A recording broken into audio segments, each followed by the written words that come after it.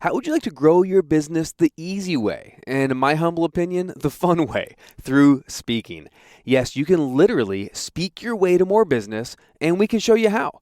When I started my coaching business 15 years ago, I struggled making only $900 in the first 2 years. Yeah, you heard that right. Less than $1,000 in 2 years. The problem?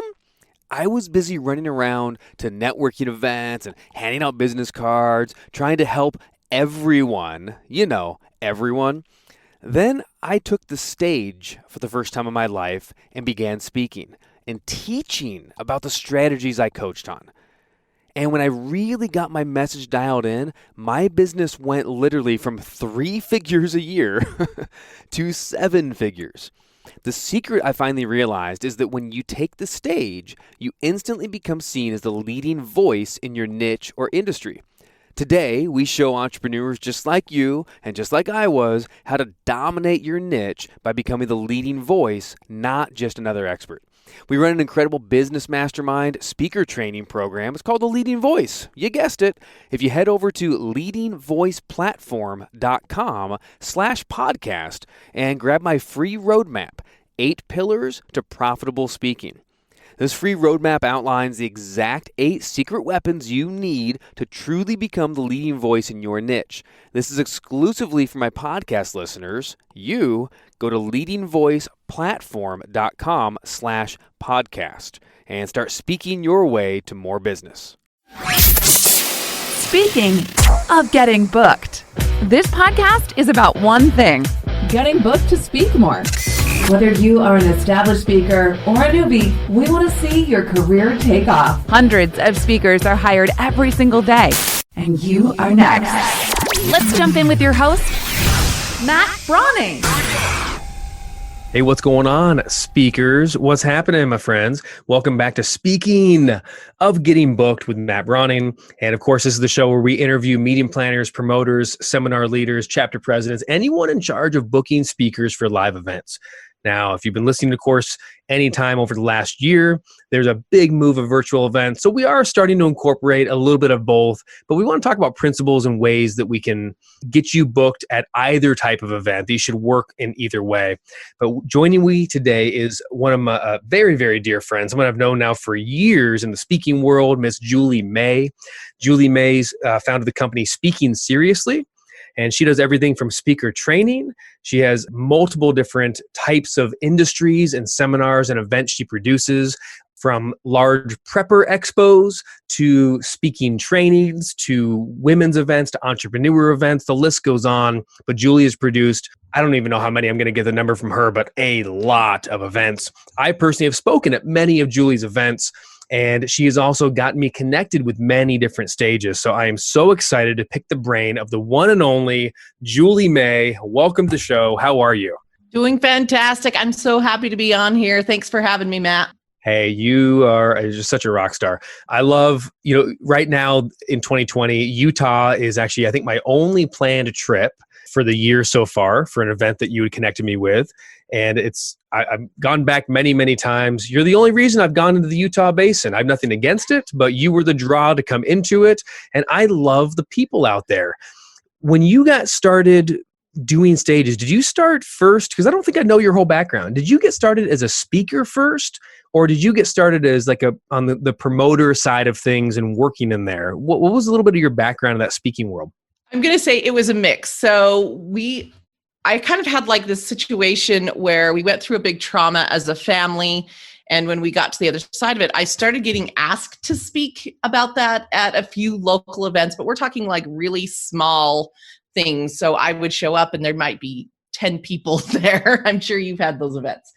And this I was doing that for maybe 3 months when and I think you get this, I was having just kind of a conversation with God one day, and I was like, okay, tell me a little bit more about what you want me to do with this whole situation. I feel like we've learned some things, and I feel like I'm called to speak about this, but this isn't getting a message out very well. And, I kind of had a big download about our first women's event and how that was really going to help them. And our I planned it exactly like as I was inspired to do. Our first women's event had 300 people, and we've kind of gone gangbusters since then.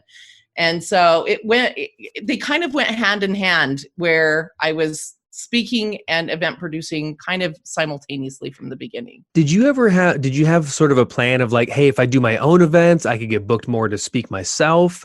Did you see those as, I guess it sounds like you didn't really see them separately. I've always seen them a little bit separately. Like, hey, I want to speak and I want to put on my own workshops and events. And I didn't sort of look at them as like the same thing. It was almost like one would help the other one.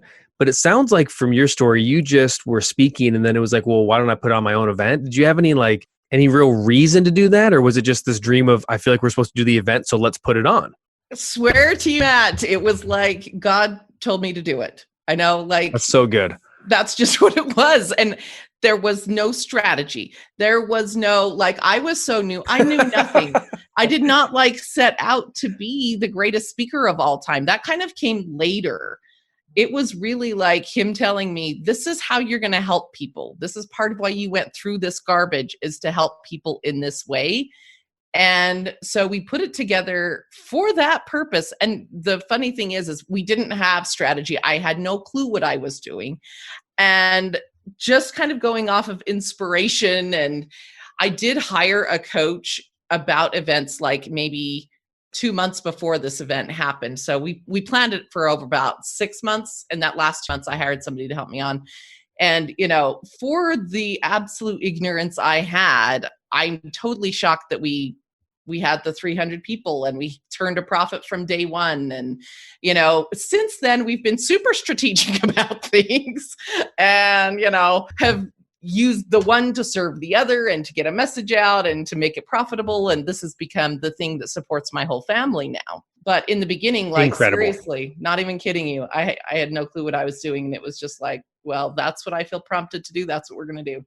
All right, so let's go into a little bit of the promotion side first. I think that would be a good topic. And then we'll jump into kind of with the promoter's hat, what you look for in speakers. So first thing that sticks out to me, I think everyone's wondering, is your first event, 300 people. A lot of speakers decide to put on their first workshop, seminar, conference event, what have you. Mine was, 300 people. Mine was 6 people, including my parents. So I didn't have this. Now, also in fairness, I didn't have God tell me that I should put on an event, not till years and years later. What, looking back, not just the first one, but ever since then as well, I know you found some tools that work. What are some of the promotion secrets? Because again, I've been to many of your seminars, many of your conferences, and you pack the house. And time again, you've done this. Some are smaller in comparison, some are bigger, but you're always, 100, 200, 300 people. What are some of the basic ideas? And maybe it's not just a tactic, but if I'm starting out, okay, if I want to put on a workshop next year, what are some things looking back that I should be thinking about as a speaker promoter to make sure I can really get people to the event? So if you're looking like a year ahead, there's a few things. One thing is you really need to have a huge organic following on social media. Not like a paid following, but like an organic following that understands you and what you do. I think that's one of the biggest things right now. My audience will go wherever I ask. Like, I'm doing an event, they just kind of show up at this point, right? Because they know who I am, what I do, and we've built a trusting relationship. And so I would say that's number one. And we're going to kind of bring this back into what event promoters are looking for. I think a good, strong social media presence is one of the first things a lot of event promoters are looking for as well. So I'm going to say that's number one. And now my next one is going to probably be like, really, you do that? Yes. And it totally works. So this is where I zig when everyone else is zagging. A lot of people right now are doing like all of their promotion online, and people will tell you, have this expensive funnel or pay this much for Facebook ads or right, like whatever it may be, right? Check this out, Matt. Every time I go speak, I collect information from the audience like most speakers do, but I collect one piece that I think a lot of people don't collect, and that is their physical home address. Come on. So bring it. Over the years, I have collected probably, and maybe 1,000 physical home addresses for my following, and they get pieces of mail from us that promote the events. And I tell you what, it's one of those things that you would think is a totally old-fashioned thing to do. Nobody sends physical mail anymore. But that's why it works, right? That's exactly why it works. That's exactly why it works. And then you have to be really careful too. It's kind of like the email thing, where if the only thing you send in email is promotion, then they stop paying attention to it.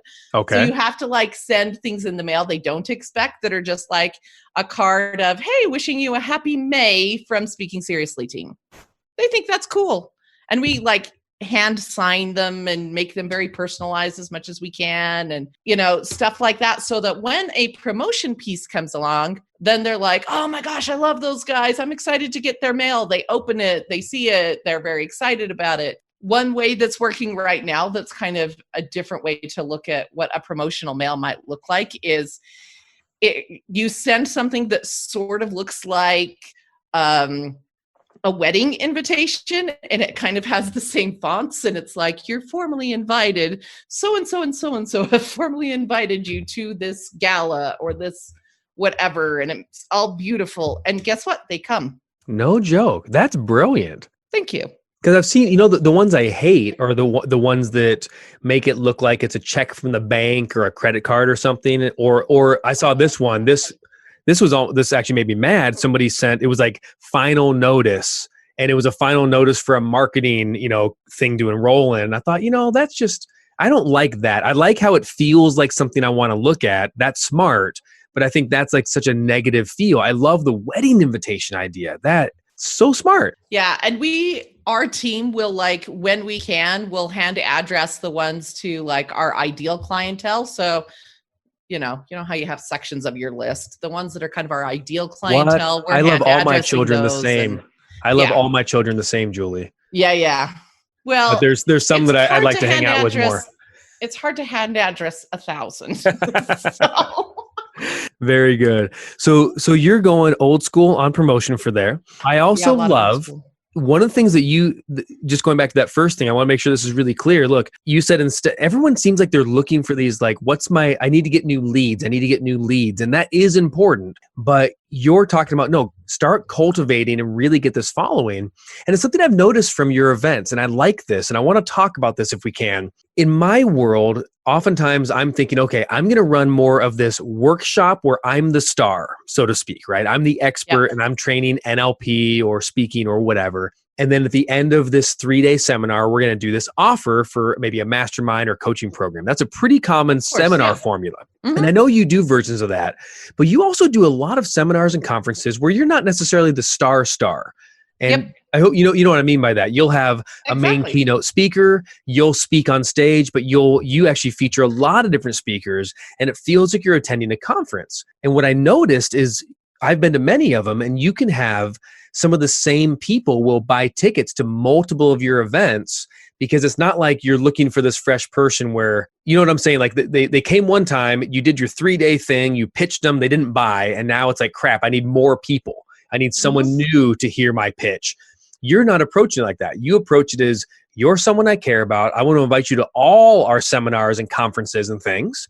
And they're going to get exposed to new speakers every time. Yep. So hence the social media following works really well. And you can do a lot without getting a ton of new leads constantly. Is that fair to say? Yes, absolutely. One of our biggest things is it's all about relationship. We're not looking to have somebody come in and try something once and buy or not and have it be over. That's not what we're about at all. I love you for that. We're looking for like a long-term relationship. They don't buy that time. Oh, well, let's still have a relationship. How can we serve them in another way? What does that look like? And some of the things that have come from that have been incredible. Like, we've had people and you'll probably have this too, that have come to our workshop style event. That's kind of like what you're saying.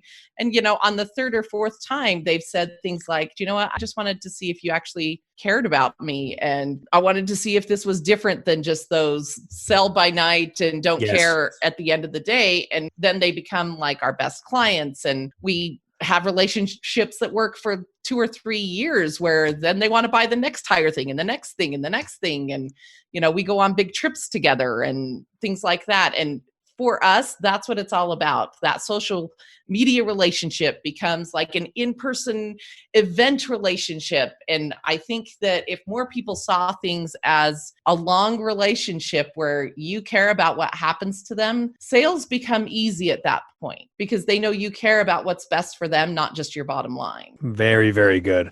I mean, we could have, I don't want to go there right now, but we could Yeah. go and have a very long conversation about, I don't know, well, let me ask you one question on it. Do you think that the seminar industry is like poised for a shift in this way? And here's what I mean. Like, for instance, say 10 years ago plus, there was around that 2008, 9, 10 mark.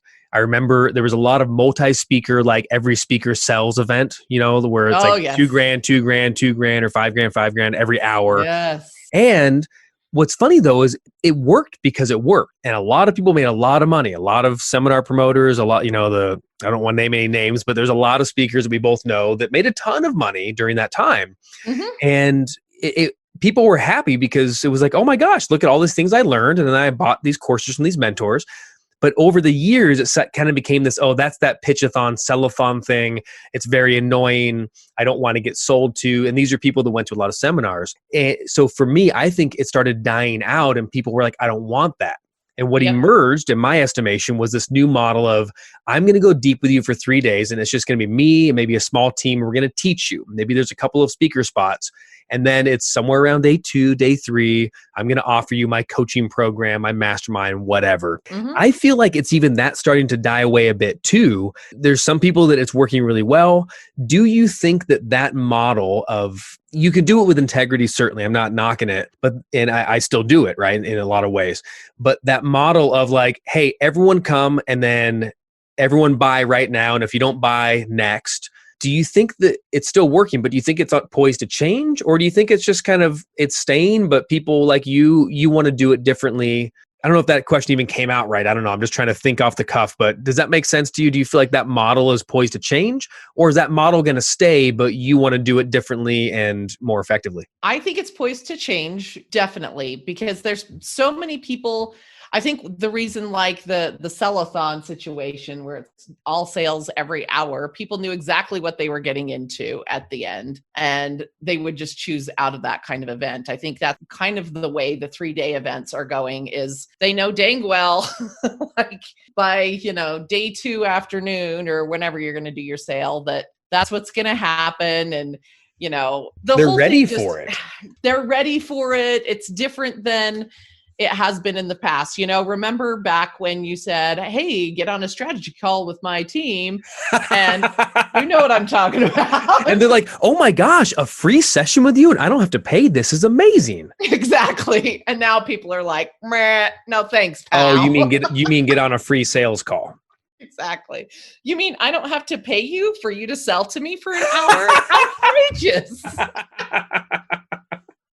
What are you talking about? So yeah, I think it is changing. There's a lot that's changing. And it used to be like people would buy into like pretty big programs at the end of a 3-day thing, and they still are. But I'm finding they want to spend a little bit more time with you and build a relationship before they're going to pop down 40 grand or something for a really large thing, So that's what we're finding, is it takes a little bit longer to build that relationship. They have to have seen you on social media for a while. They have to have come to a few of your events. They might try a smaller program. You have to like cultivate this thing and have a long enough relationship with them where they really trust that you're going to deliver on that higher ticket item. Yeah, I agree. I've even been messing around. Let's just talk about it live. Why not? I think people like this conversation. I've been messing around going back into sort of the membership subscription community that I poo-pooed a little bit a few years ago, because I was still in the world of like, hey, I provide a ton of value. I believe I'm one of the guys with integrity, and there's, a lot of people out there with integrity and some people not. And there's various gray lines, I suppose.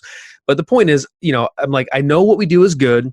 And I know like when it comes to NLP training, but I thought the best, most effective is do 3 days with me and then I'll offer you the, the high end program, somewhere in that 5-figure mark or close to it, and or high, whatever, 4 figures, 5-figure. But like, say that's the program, and then it's kind of go or don't go. And my belief that I got instilled as a speaker and a coach and a seminar promoter, 15 years ago, that I'm fighting to like get rid of it. I'm using NLP on myself. The belief of one of my first mentors said, hey, if they walk out after the weekend and they don't buy, they're almost never going to buy after that. And like, that was the belief that I really built the whole seminar business on. And I saw it always playing out to be true. When somebody said, oh, I love what you're doing, and I'll be back. And it's like, no, you won't. And maybe 1 out of 20 come back and buy later. But I always felt like a car salesman, and I'm not knocking car salesmen. Please don't get upset, guys. But like, I'm talking about the slimy one that you don't like, the one that holds your keys hostage. I always felt like that kind of person. I thought, that's not me. I don't want to sell like that, but that's how you have to sell. So now we're talking about kind of switching it around, where it's like, I did a virtual training recently, Julie, and I offered a $1 trial to a $47 membership, where they get 1,000,000 times that. Like, they get every course I have, they get everything, access to whatever they want. And I just thought, instead of trying to cram everyone into this big decision, it's like, look, come hang out with me for the next month for $1, and you watch the value that rains down on, and let's just be together. And I think the people were shocked that I didn't do some big webinar pitch at the end. And I don't like those big webinar pitches at the end. They're fine for some people. They work in some cases. That's great. I never liked it. Are you a fan of that short, the 90-minute webinar, $14.97, $19.97, like pitch at the end? No. You don't like that either. Yeah. No, and I'm in your land where I'm loving the membership idea. And that was something in the beginning. I was like, well, the heck, I'm going to have to get like a bajillion people at $47 a month, but that's not, you have to think long game. Yes. And you have to think the relationship. Man, I just talked to someone today on a podcast. We were talking about parenting, and he said the exact same phrase. So with kids, don't think short game, think long game. Mm-hmm. And instead of like correcting this behavior and getting them to do what you want, it's like the long game is the relationship. And I really love that, how that just translates into business. Let's pivot for a second, Julie, and let's talk about from the speaker's perspective. Awesome. For you, if you had to guess, how many speakers have you put on your and other people's stages, if you had to guess? Oh, shoot. Now I'm doing quick math in my head. And you could count maybe? me, and you could count me multiple times, the people that you've put on multiple stages, because I think that's what I'm talking about is how many stages have you booked for speakers, including yours? Yeah. So since we've only been doing that, like maybe 200 to 300. Yeah. Okay. All right. Yeah. So you've seen a lot of speakers on a lot of stages, many of them yours. What I teach, and I think you could easily see this category, you probably teach it yourself, is when you look at getting booked on stage, sometimes you're going to get paid to speak. Sometimes you're going to speak for free and make a sale or give a gift to build your list. And sometimes you're going to pay to speak if it makes sense in a sponsorship type thing. Yep. So are we on the same page with that? Oh, absolutely. Every single one of my events, we have all 3 kinds of speakers on my stage. That's the world of how it works. And that's why I'm excited about having you on, because a lot of people that promote only do one of those or 2. So let's first talk about getting paid to speak. Now, there's the corporate keynote world and so forth. But for you in particular, one of the reasons I'm excited about having this conversation is that I know you have like celebrity guests, you have guest speakers that you will pay you to whatever the fee is, but you pay, I know that, and you bring them on stage, and that's a big draw. Can you speak to what would it take? Let's just say I go, man, I want to position myself in a way that someone like Julie will see the value and go, Matt, I want to pay you a fee and fly you in or whatever, because you're going to do what? What does it take to be seen in that position by a person like you?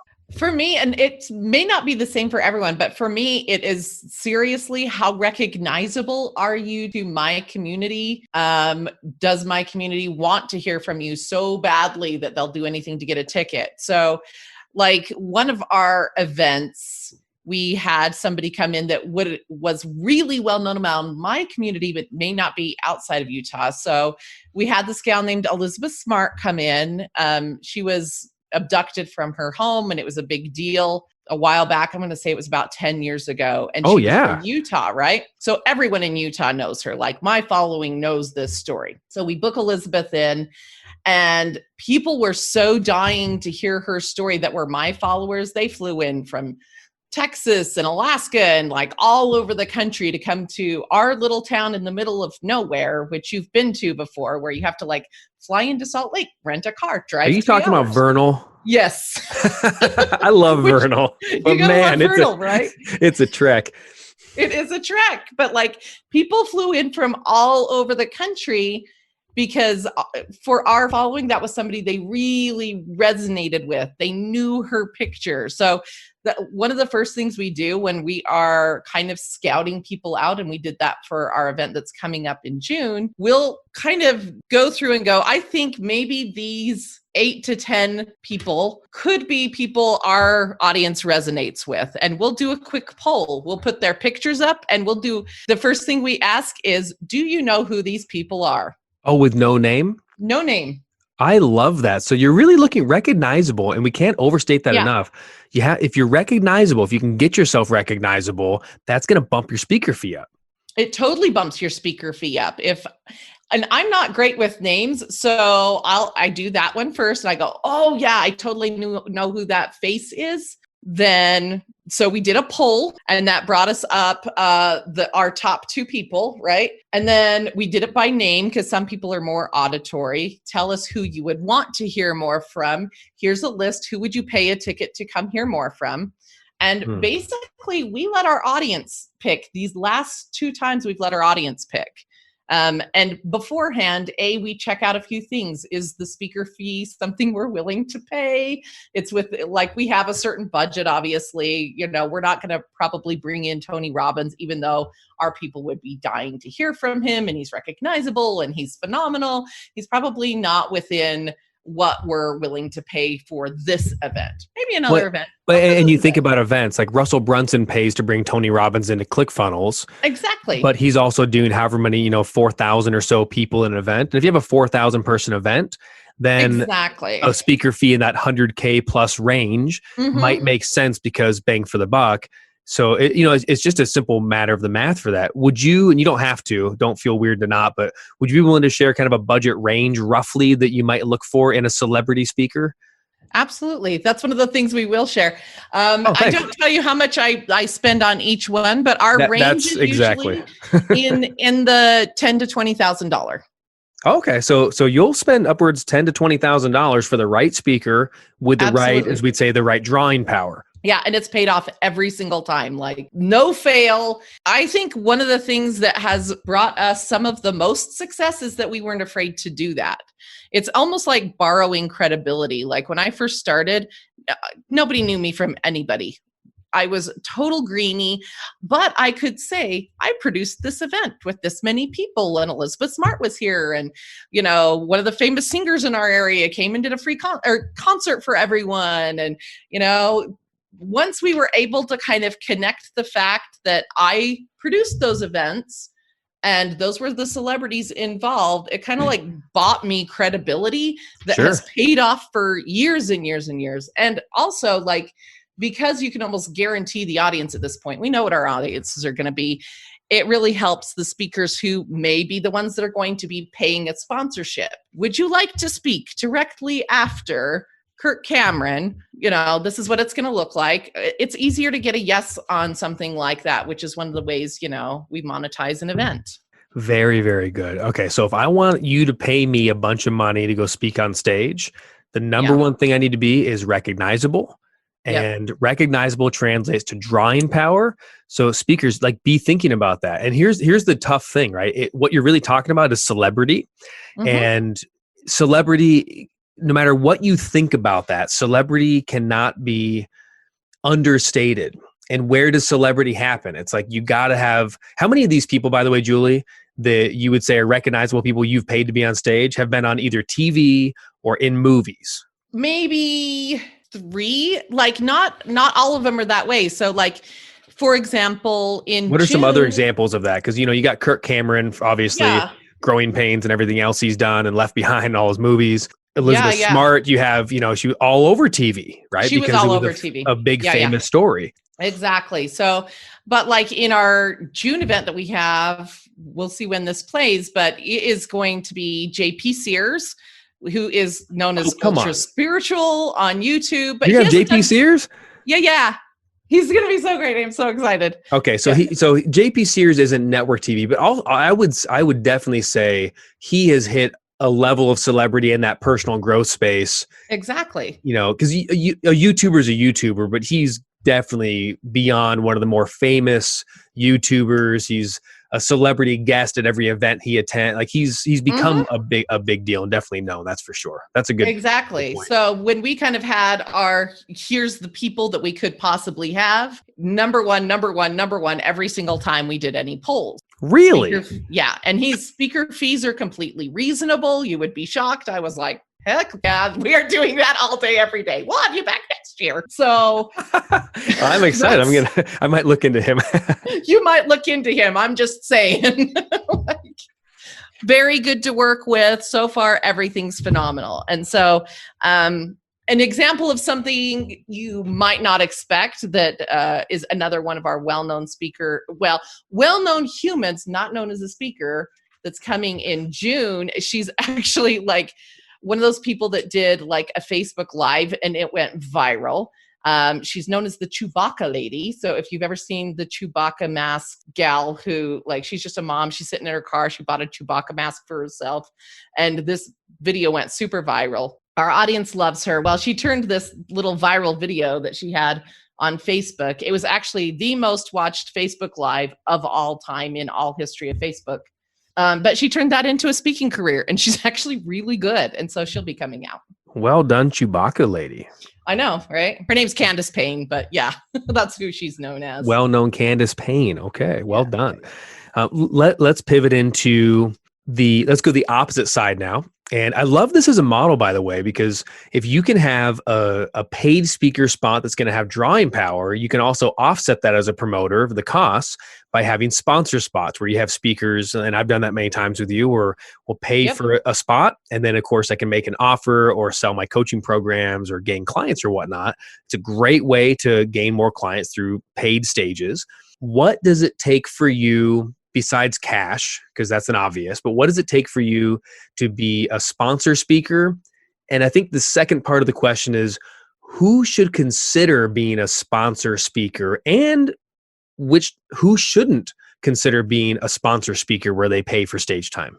Okay, so we'll hit the first one, which is, what do I want to have on, like if I'm the event producer and I'm looking for somebody to pay some money for my stage, which is a process we're going through right now.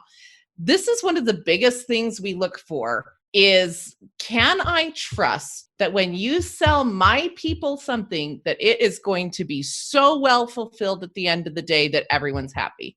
Because having you on my stage selling something is like, I am promoting and saying that this is something that I agree with. And if I haven't done my homework to really know that I trust in you, I trust in your programs, you've got good testimonials, I've talked to people who have worked with you, that I'm probably not going to have you on my stage, because that's a sacred space for me. And I want my people to be taken care of, whether it's from me or with somebody else. In a lot of ways, so when it's like you're talking about endorsement, in a lot of ways, if someone's on your stage and they sell a program, it feels to the client as if they just bought from you, because if that product or that fulfillment sucked or the person wasn't in integrity, then they're like, hey, what the heck? I went to this Julie May event and then I got swindled by this speaker. They're gonna connect it as if it's the same as if it's you, even though you believed everything and they said everything right, but then they ended up being, fraudulent or something at the end. So it's more than just a reflex on you. People feel like it is you. How important is that?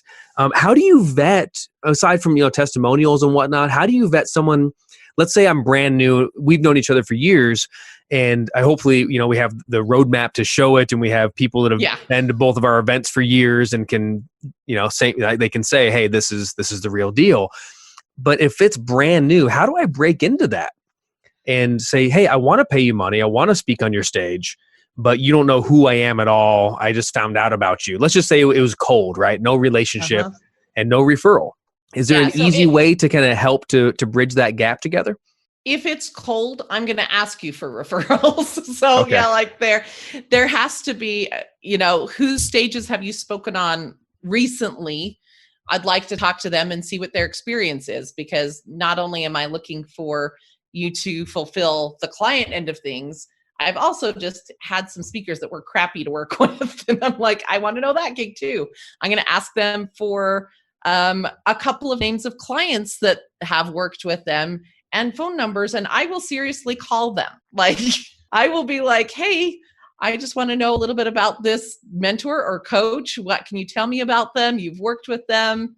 I will seriously call people, because that's how important I feel this piece is. That, if it's not a referral from somebody I really, really trust, I'm going to do some homework on it. I appreciate you saying that. So, guys, what I want you to take away from this as a speaker is don't be afraid to reach out cold to someone like Julie or someone like me and say, hey, I know you have this event coming up. I'd love to see if you have any sponsor spots, or I'd love to be considered to speak there. And then right off the bat, say, here's a few references. Here's some events that I've spoken at, or here's some people I've spoken for, and they could tell you, what a great experience it was. Like, that goes a long way.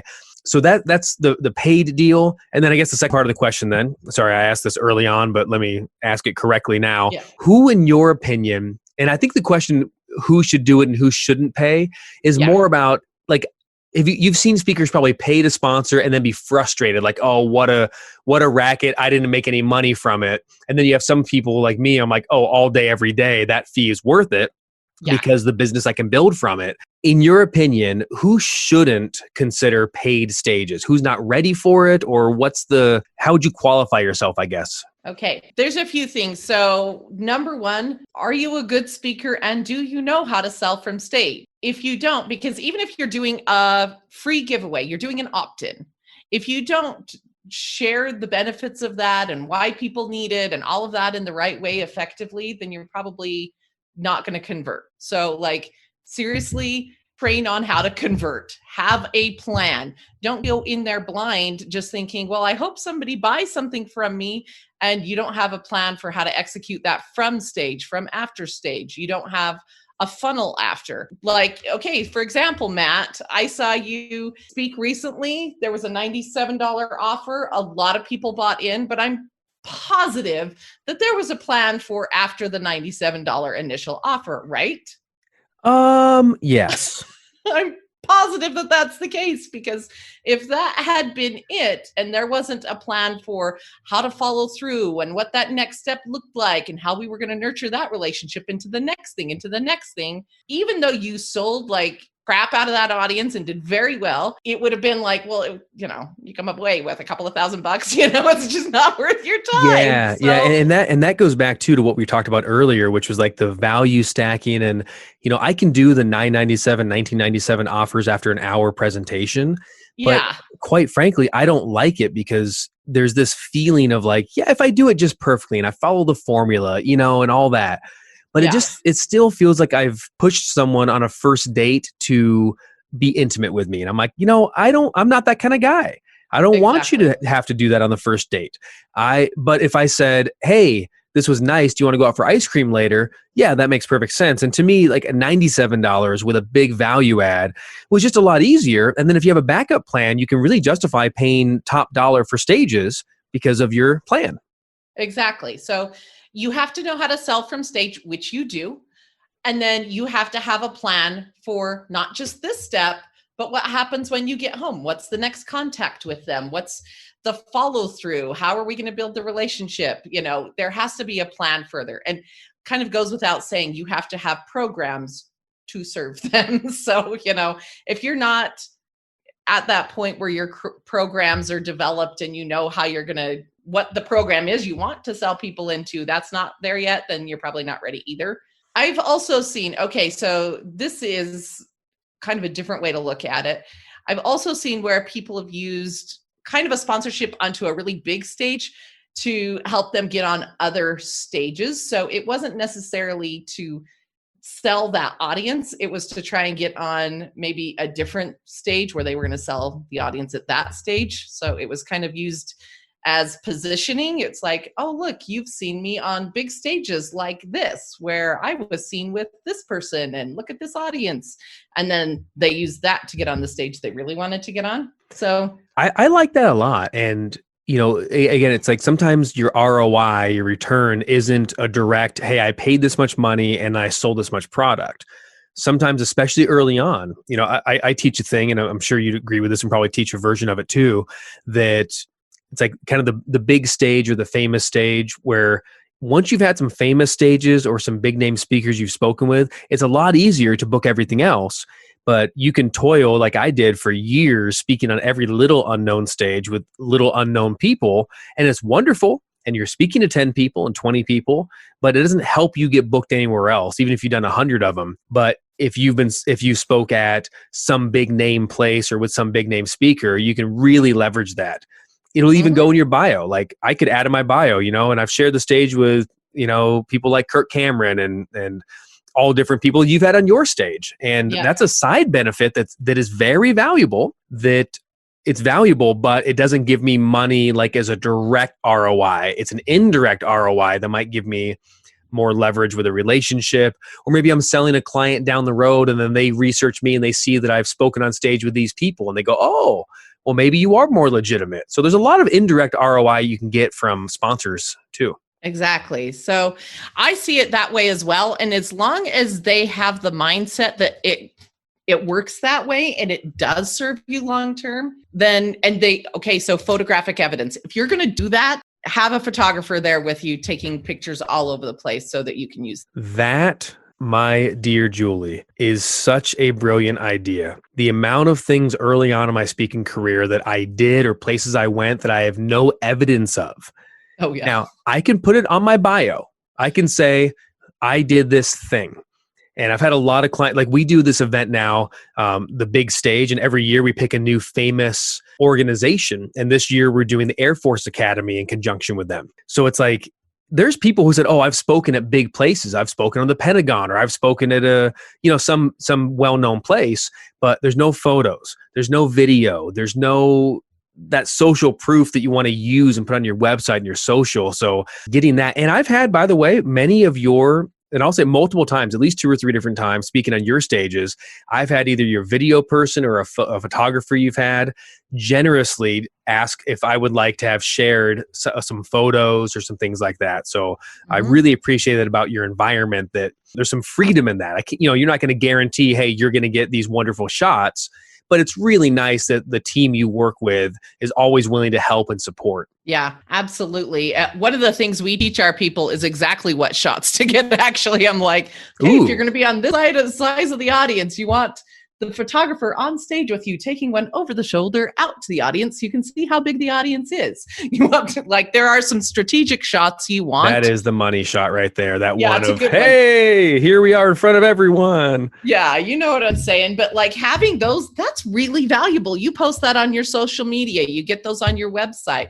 How easy is it to get that next stage? How much more credible do you look to that next client or that next producer? It all does add up. Very good. Let's kind of continue on with this and talk about the last one. I think maybe the most interesting one is free speaking. You have had, I'm sure, many people over the years that have spoken and not paid, and also people you didn't pay, and maybe they did a free gift, maybe they sold.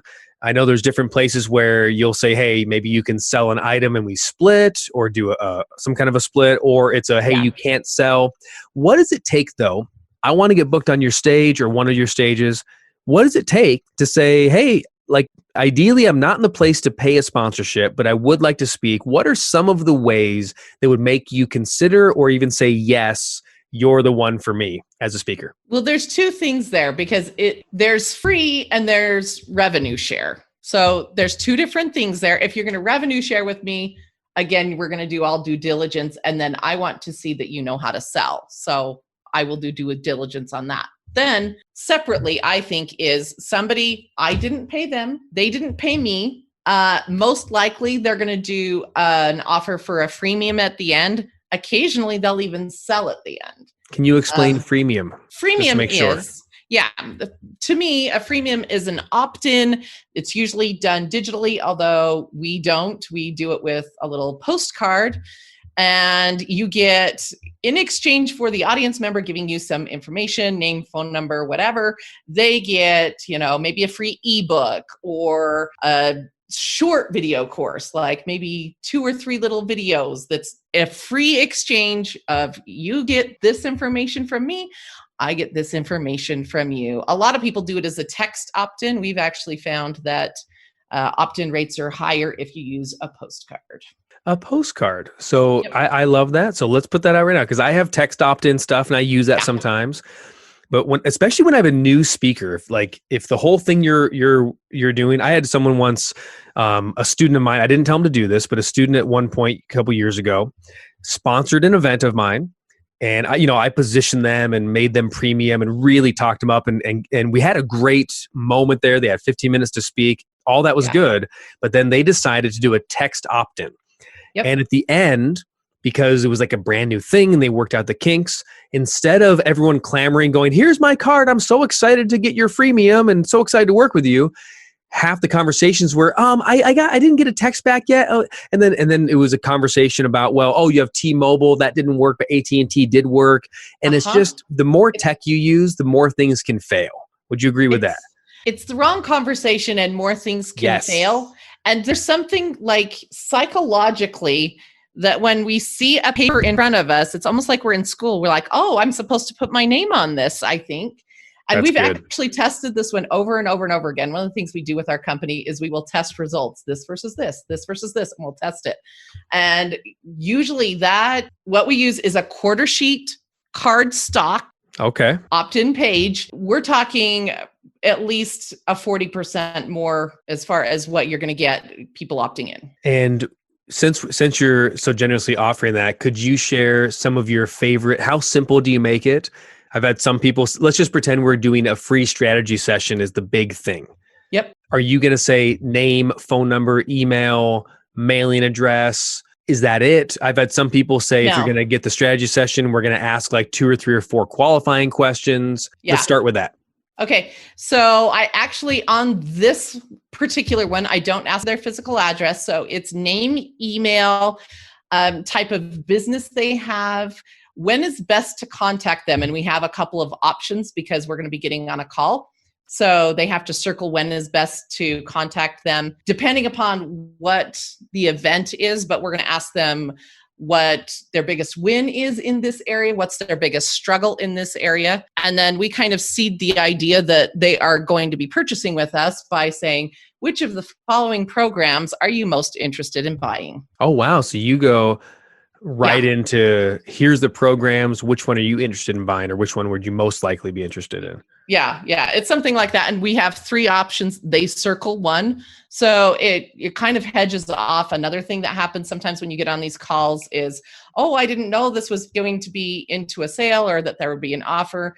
It's right there. They understand that that's what's going to happen. We also always pair a strategy call or whatever we're going to call the call with a free downloadable as well. So it's kind of, you want that downloadable, you want to get on a call with us, so they get both.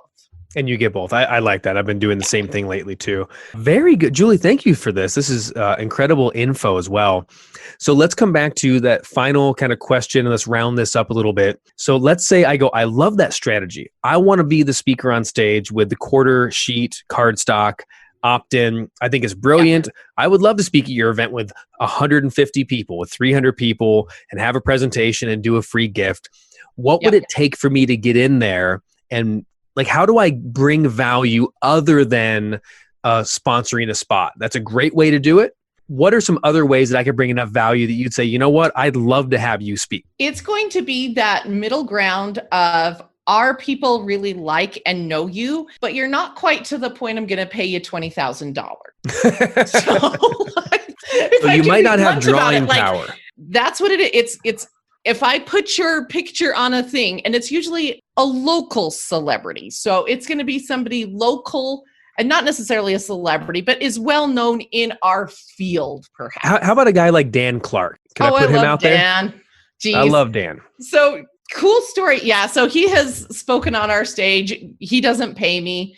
We have a really good relationship. He lives down the street from me. And he shows up at my last event, and he's like, he's talking to my assistant, and he's telling my assistant, ask Julie if I can have 15 minutes on her stage. And I'm like, okay, Dan. Anyway, that's kind of the relationship Dan and I have. Dan's super well known, especially in Utah, which is where we're both from. So yeah, it would be a situation like that where, I know you really well. I know you can follow up. You're going to give great deliverable content. Our people are going to be thrilled that you're there. But it's not quite to the point where that's the reason they're coming, is just to see you. Or, they're not going to probably fly 2 states over to see you. It's, our people really enjoy you. They know who you are. I know who you are. We formed a relationship. It's kind of in that realm. Okay. So I'd almost think of it as like it's not someone who is going to draw someone in who wasn't going to attend and now they will most likely, but It is someone that's going to be a really great surprise. And they're going to, I've had a lot of speakers over the years that same thing, right? They don't pay and I don't pay them, but I know that when I bring them on, people go, oh my gosh, like what a great event Matt puts on, because we had, I've had Special Forces veterans, I've had Olympians speak, I've had, last time I had someone who's did 3 seasons of NBC's American Ninja Warrior, former NFL guy. But same thing, if you put his face up somewhere, no one's going to go, oh, of course. It's not Joe Montana, Exactly. So it wasn't that drawing power, but it was definitely a celebrity effect where I was like, look, I gave him an hour. He could speak, do whatever he wants. Didn't pay me a dime for it. Grateful to have him. And at the end, everyone went, wow, this event just went up a notch because Matt has some really great speakers here. So that's what I look for too. And it sounds like you're doing the same thing. That's exactly it. They're the ones that at the end of the event, everyone's like, holy crap, this person was great. And this person was great. And it adds to the fact that you're putting on a really high quality event and that's what they can trust from you. Yeah. Would you say too, if you have someone who's in that quasi-famous realm, whatever we just talked about, whatever we want to call that, does it help too? Because sometimes I've had people who sell on stage a lot, but they go, hey, look, I'd love to be on. That'd be great. I'd love to contribute. I don't need to sell anything if you don't want. Sometimes I like to do revenue share, but also nowadays I don't do revenue share. I tend to have paid sponsor speakers and they can sell something. But then anyone else, it's like you're not selling, because I don't want to have 8 offers throughout a workshop. Maybe 1 or 2 or 3 or whatever. But when people that kind of could sell, they say, hey, I don't really need to. I go, oh, that would be great. If you're willing to come and just kind of do a freebie or an opt-in and add value, I would love to have you on. Does that help you at all? Or do you care about that? Or do you think it doesn't matter based on, if they have integrity and it's relevant to the audience, it doesn't matter? It matters a lot. We're not a sales, it matters gigantically. We are strategically going, we're not going to have more than 2 sales this entire day.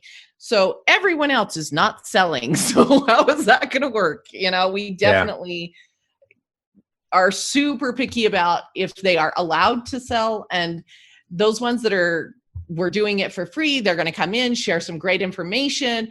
They may do an opt-in for free, but whatever, not a big pushy thing. Most of the time I want to make sure even what's happening after the opt-in, because if people end up on 50 strategy calls, that's not cool either. So, we want to make it definitely a win-win for everyone, but I am super strategic about who's selling, who's not, and it makes a lot of difference. That's really, really good. Well, Julie, we're a little bit over time, I promise. So I want to, I'm already being a bad speaker. We went over time. So I want to get you out of here as we sign off here. How can people find out more about you? I know your company, of course, is Speaking Seriously. It's speakingseriously.com and Speaking Seriously on Facebook, Instagram, all over social media.